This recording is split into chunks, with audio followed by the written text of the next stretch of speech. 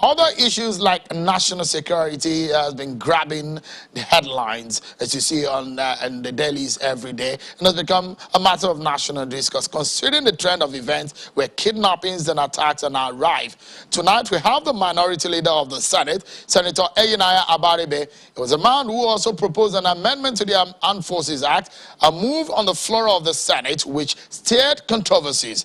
It was a bill that seeks to create an Armed Forces Commission, steered some of the lawmakers there to talking and debating over the matter. Well, Senator Abaribe joins us from our Abuja studio tonight. Thank you so much, Senator, for coming on the show tonight. And perhaps let me begin the conversation by asking you, your party PDP came out against President Buhari's trip yesterday. Although Mr. Garba Shehu on the program yesterday said that the president is not a medical tourist this time. Well, the question is, Senator, has the president done anything wrong in the eye of the law?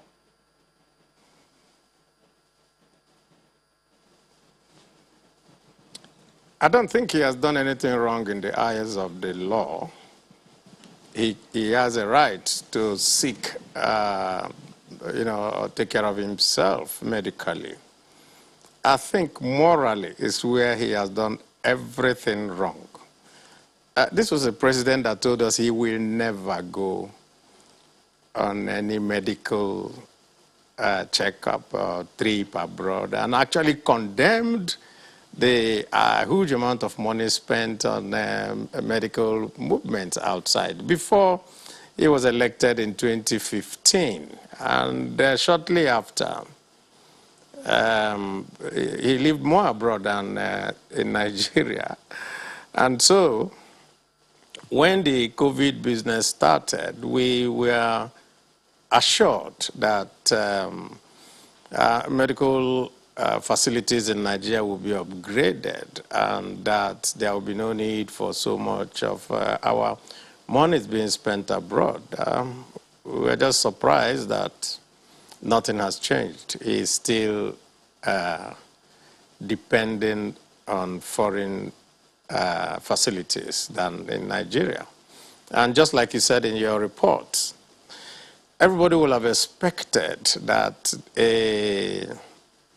the State House Clinic would have the minimum to be able to do medical checks for him. If he now needs treatment, he could go there. But, well, what can we do? We're just seeing an APC government that says one thing and does another. The spokesperson of the president said yesterday that the president is not a medical tourist.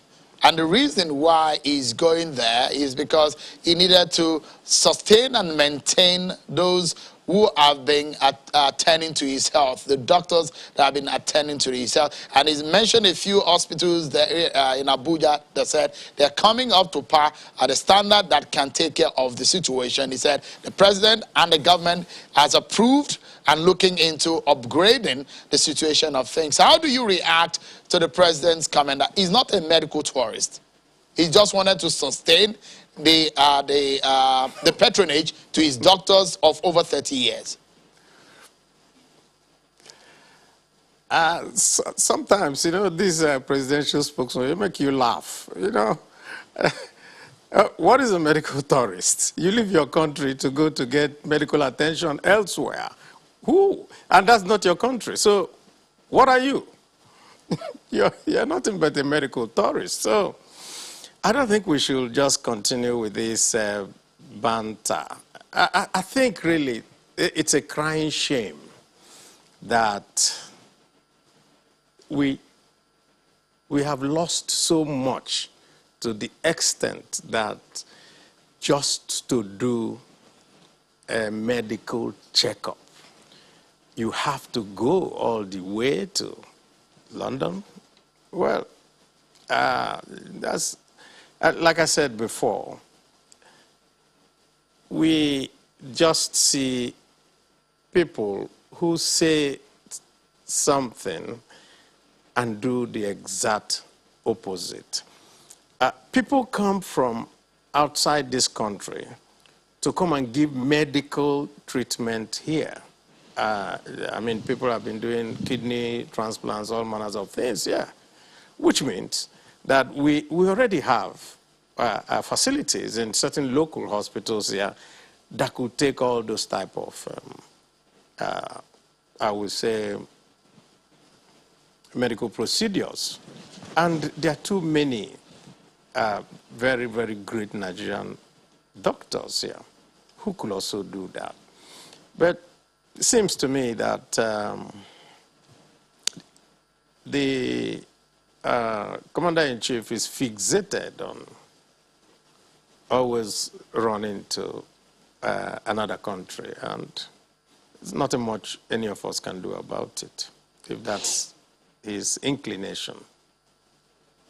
Part of the conversation yesterday was what the president said before he left, the order that he gave the security chiefs, and also the president's spokesperson told us that the federal government will soon make public the names of those funding Boko Haram and banditry in the country. Does that give you any kind of cheer, Senator? It doesn't show. It doesn't, because this is about the umpteenth time that we are hearing the president giving marching orders. I mean, throughout the Buratai time as army staff and every other person, he was always giving marching orders. So he's giving just another one. And I mean, why would we take him serious? Just the day after he had said we would no longer accept all these kidnappings and all that, this will be the last kidnapping, they kidnapped the next day. And what happened? And those people are still there. Those innocent Nigerians are still in captivity up till now. And you want us to do what? That he just made a statement? That's normal by him. He always makes a statement every time these things happen. Nothing happens. So it's obvious that nobody takes him serious with that. Even the military chiefs, I don't think they bother themselves. But when they say that those who are funding these bandits and those who are funding Boko Haram, I mean, we understand that there is a linkage now with all of those, the perpetrators of all of these heinous crimes, and that their names will soon be published. What do you have to say to that? First of all, Sean, what I need to say is that there is some dissimulation by government. Dissimulation in the sense that rather than call somebody a terrorist, you call him a bandit. So you sweeten the word, make it look like it's something that is less, that is more palatable to hear. I mean, these are people who are destroying the country, who are killing, maiming, doing all manners of things, and driving people away from their natural habitats. What do you call them? Then you say, oh, they are called bandits. Okay, and then the next one will now be, we are going to publish. I mean, where in the world do you fight crime? By publishing names of people. Where? What you do is that when you have had intelligence and you do your investigation, what next you do is to arrest and prosecute. You don't tell me that, oh, by next week we're going to publish names of people. Who do they think that they're talking with? They're not talking to, are they talking to intelligent people, or do they think that we're all fools in Nigeria? We're not. So we have seen through all this, and Shenwu, don't let me lose my temper, because you see, sometimes you just wonder, what is it that we do as a government? How would a government tell you, oh, we're going to publish the names of sponsors? The sponsor of a criminal is also a criminal. So why are you publishing? What you do is to arrest, investigate, and prosecute. That is what you do as a government. You don't tell us this type of, let me not use certain words here. Sure. All right, let's take a breather, Senator. But when we come back, I would like to take you up on the bill that you presented that caused your colleagues to go into an executive session. It must have been something that was very controversial. We want to hear from you, and perhaps if you have changed your mind in going forward on that bill. We'll take a break, everyone, and when we come back, more on the state of the nation. The side of the minority in the Senate, Senator Yinaya Abaribe, is here tonight with us. Don't go anywhere, everyone. We'll be right back. Thank you so much, everyone, for staying with us. Senator Yinaya Abaribe is the Senate Minority Leader and the Senate. He's our guest tonight on the program, and he's in our Abuja studio. Thank you so much, Senator. Let me begin this time around with the bill you presented, the bill for the establishment of the Armed Forces Commission 2021. It caused a stir on the floor of the Senate when you stood up to present that bill, and you're expected to represent the bill. Are you considering altering it in some way? I mean, the original context of that bill, which may have upset some of your colleagues. Well, I'm not considering altering it. Maybe we'll just tweak it a little. But I think that people need to understand what that bill is all about. It's a bill that is incumbent upon us as the National Assembly to pass because it's embedded in the Constitution, Section 219 of the Constitution. And it's a very simple and straightforward bill. What happened that day was that we have, among some of my colleagues, a default position. Every little thing that you say, they say, oh, it's against President Buhari, and therefore, oh, okay, let us say no. But without looking at the content that you have brought out. And all they thought was that, oh, that we wanted to whittle down the powers of President Buhari, and that's not what the bill was all about. All that the bill was about is let us do what is in the Constitution. So I'm going to take just some time because I brought the Constitution with me. And the Constitution, that bill talks about three specific sections, 217, 218, and 219. But so that I will not just, I will take 2173.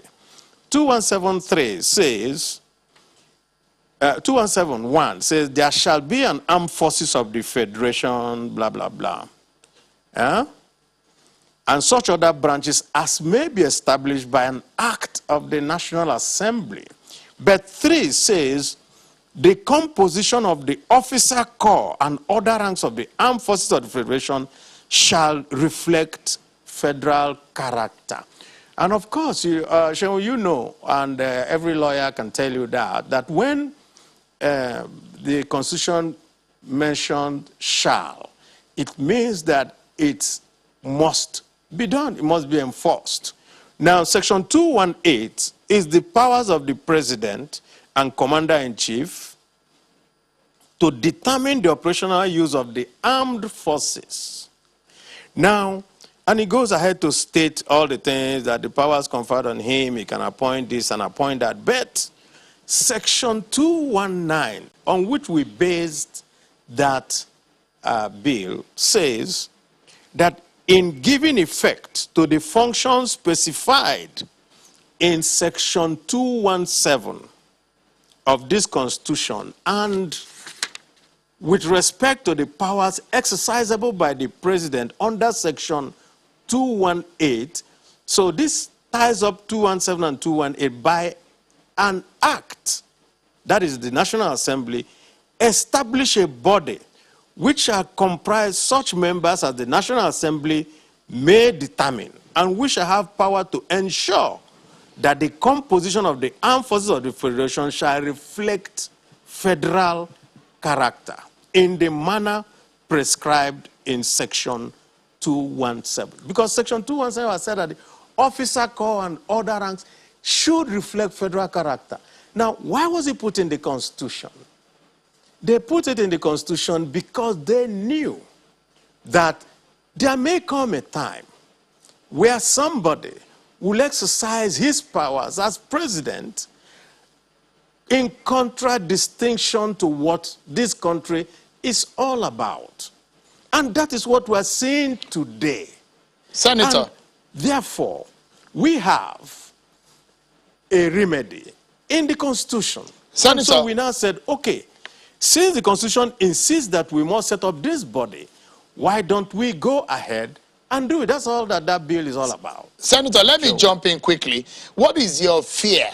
Do you think that the president has done something wrong in his appointment?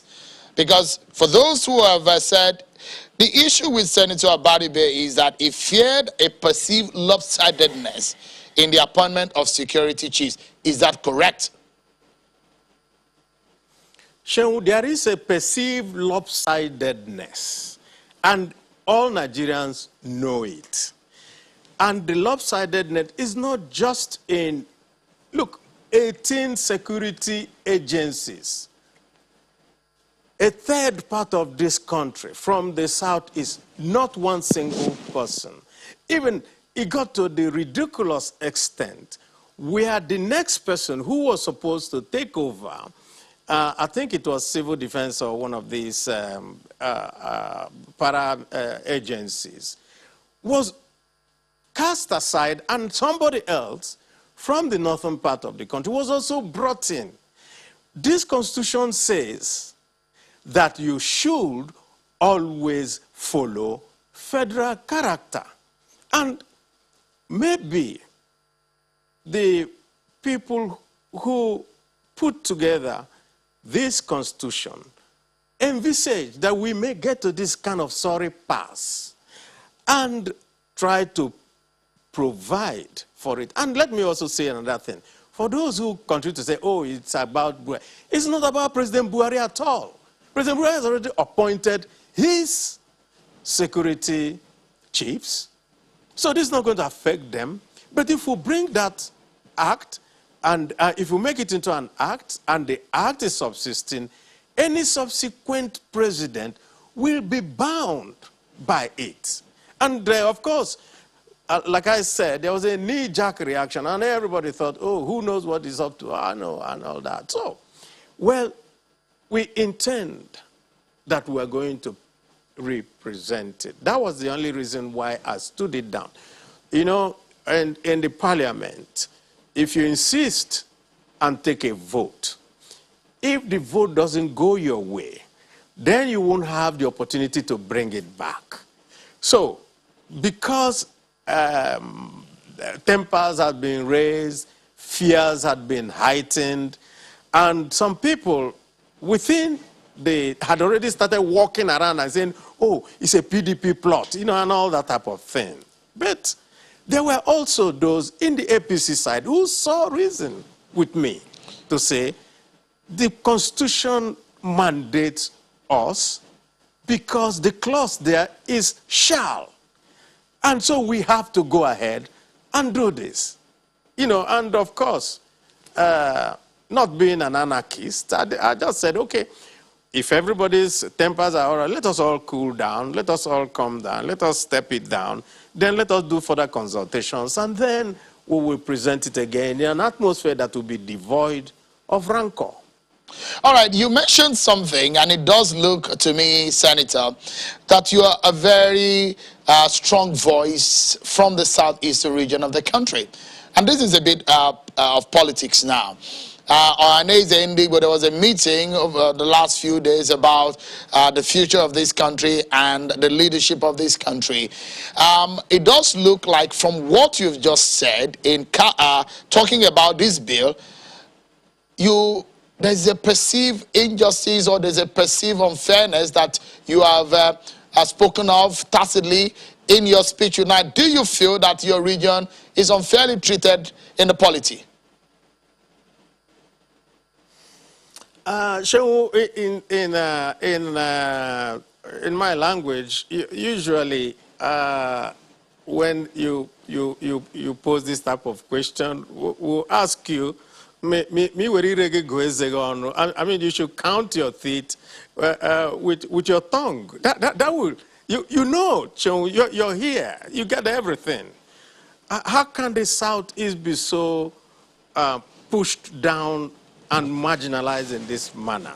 And everybody knows it. And it's not like it's something that is not known.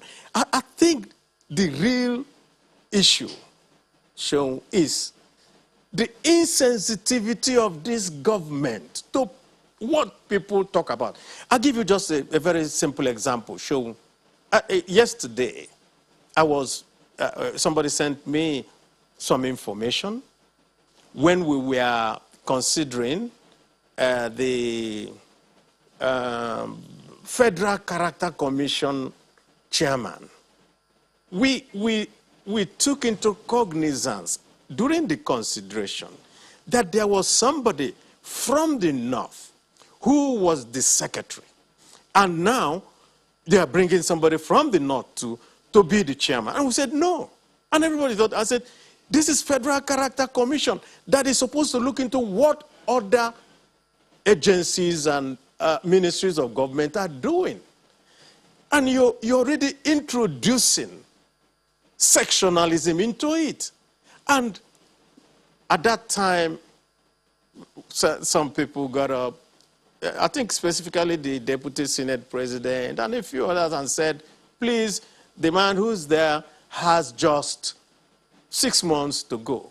And yesterday, somebody now called me and said, oh, do you know that these people have gone ahead to extend the tenure of the person that they told us had just 6 months to go so that a Southerner will come in? So how can people be this insensitive? So, Senator, how do you want unity so when to be people in this country? That's what I'm saying. So when you talk about 2023 presidency, your party, the PDP, has thrown it. I mean, there's this debate whether or not they should throw it open. They've not made the decision. Are you talking to your party? Because if you feel unfairly treated in your region, is it fair for the presidency to go to the Southeast in 2023? Of course, we're talking to our party, but every party has its own rules, its own regulations, and every party wants to win an election. And so I get amused when people want a party that is going to go into an election in 2023, 2 years away, to start from today and say, oh, we're going to go here or go there. No, no party can do that. Even the APC itself, they have been hedging and talking up and down. So we will, when the time comes, take that decision as a party. But prior to that time, we are also engaging with our party and telling them these are the facts. All right. And look at the facts, and on the basis of the facts, let us make a decision. On the final note, Senator, perhaps just a short and quick one. And what we've been looking at the solution to the security situation in the country. But on your part as lawmakers, one will think you and your colleagues will take as a matter of urgency when you ask a president to declare a state of emergency on security. But a lot of people have passed it on to the National Assembly that the bulk stopped on your table. You need to make part of the laws of this country to ensure that we fix some of the structural problems. Why has it not become a matter of urgency for you and your colleagues to move on the relevant part of the laws of this country that needs to be fixed to fix our insecurity situation? I think those who want to pass it to the National Assembly are being very, very unfair. Look, the buck stops on the table of the president. You can't push it away from there and say it's National Assembly. It is the president that makes the decisions about how to execute whatever laws we have. And I'm telling you, we don't even have to do this law. The president reads the Constitution, or he has people who read it for him and say, this is what the law says. It's up to him to do the needful. And the president doesn't do the needful, and rather than put it on his desk, then we're always running around and trying to find excuses. We don't find excuses for him. As the minority position. Our position is simple. Let the president do his job. If he is incapable of doing the job, then he knows what to do. That's all. And when we said it in 2017, nobody believed us. Now the chicken has come home to roost, and we're having a country that is falling apart at the seams. So, I don't know what else we can do. But pushing it to the National Assembly, I'm sorry, that is not correct. That is not our job. Our job is not to do the job of the president. He should do his job. All right. Senator, and his job is to secure us. Senator Enyinaya Abaribe, Senate Minority Leader, thank you so much for coming on the program this evening. My pleasure. Thank you so much.